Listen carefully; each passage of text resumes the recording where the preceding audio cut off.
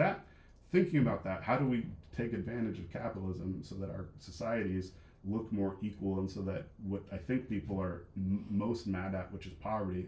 So they look at poverty and then they try to attribute cause to it that absolves them of blame. Like, oh, that person is poor, not because I live and have developed an inferior society, but because their skin color makes them want to run around and go crazy, you know, or their gender makes them hysterical or whatever, right? So it's like, I think that by fixing poverty, by fixing these, you know, problems of scarcity, really, that we'll just have a better society that works better for everyone.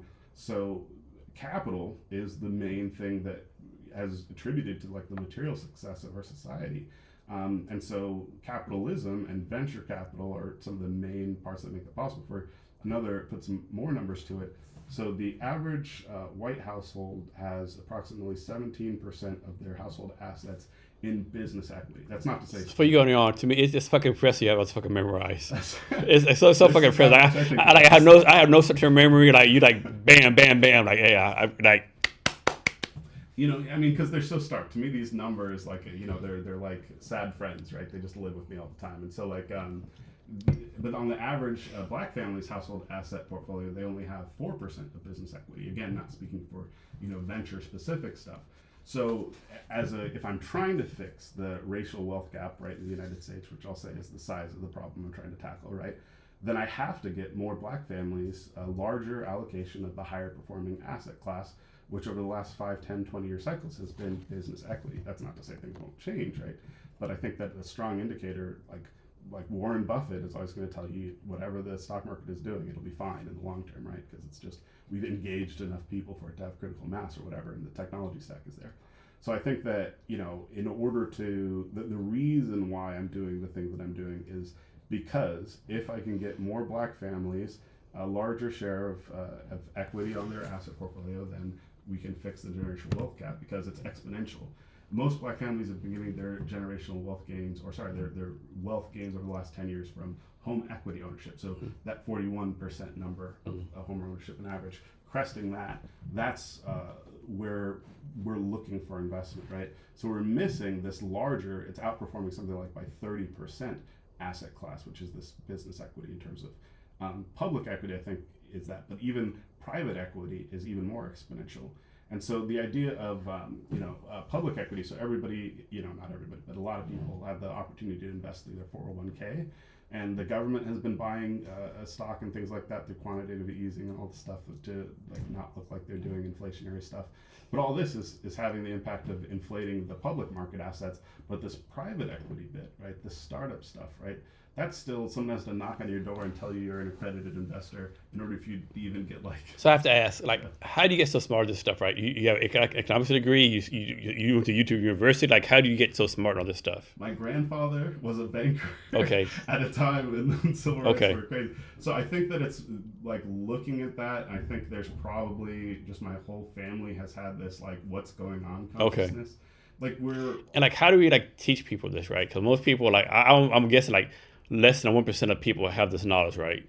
Yeah, and I think it's, you know, from podcasts disseminating information this way, from going out and talking at events, right, from just looking more into this, like for me, and like part of the big reason why all this is going on is because I'm just inherently curious, why are things the way they are? And I'll give you a story, and I think this is like probably one of my favorite stories. So before you start, I think I told before I ever came to the podcast, maybe then, like when I started this podcast, my IQ was 70, and then we raised to 110.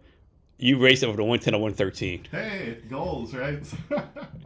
Well, this is one of my favorite stories that I think will raise it up with another point here. So I went to a bunch of Jesuit schools, right? So I went to Gonzaga University and Seattle University. And so at one of these schools, in one of these classes, I heard this story, and it's lived with me ever since. Hey, raise your microphone up a little bit. Oh, yeah. I'll raise the microphone up.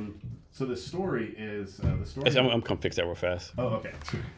But keep on talking. Man, I feel like I'm leaving everybody in suspense here. So... the story about this belled cat, right? So there was a chapel in one of these rural communities, and a new priest came, and he wanted to give mass. And in this mass, there was a cat that kept walking in when he was trying to do, you know, the prayer and everything like this. And so eventually the priest got sick of the cat rubbing against his feet and distracting everyone from prayer. And so he takes the cat outside and ties it to the front of the church. And so Thank you. And so he ties the cat to the front of the church, and they go through and have mass. And so every time they have mass, he ties the cat to the front of the church. So this cat it's obviously an apocryphal story. So this cat dies, or sorry, no, the priest dies, right? And so a new priest has to come in, and the cat comes in and does its thing, and they're like, God, this cat, you gotta go tie the cat to the front of the church. And so that priest also passes on. And then the next congregation, the next priest comes in, and all the parishioners, the deacons and everything like that are like, oh, we can't start mass at this chapel until we tie a cat to the front of the church. The reason, the meaning behind why they were tying this cat to the front of the church just became a part of the liturgy. They lost the cause for why they were doing what they were doing. And I think this exists through our society. We're just looking at things without seeing them. We don't understand why we're doing things. We don't understand the evolution of our ideas, or like what the inertia is of racism that people encountered, right, through civil rights era, Jim Crow, even today, right, the things people are confronted with. So we have to do this like a critical investigation of society. And I think really how do we teach people is to teach them to have this, to do this critical exercise of society. Don't just take things at face value. If you see someone acting strangely, think more deeply about that. Systems, right?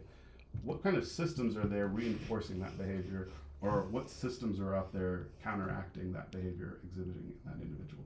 And so I think if we're thinking about the things we encounter in life, and I think everything, so I love history too. And so like going out there and thinking about history, looking at, what echoes of the past are here today and why are they still here with us, right? If we can think about things in that way, then I think we'll see the world in a more real way. And I think we'll be more empowered as people to do it. So this is kind of weird, but I have to use the bathroom. Oh, get up. So I want you to do like this. You want to talk about like talk about the events you have come on, how people have this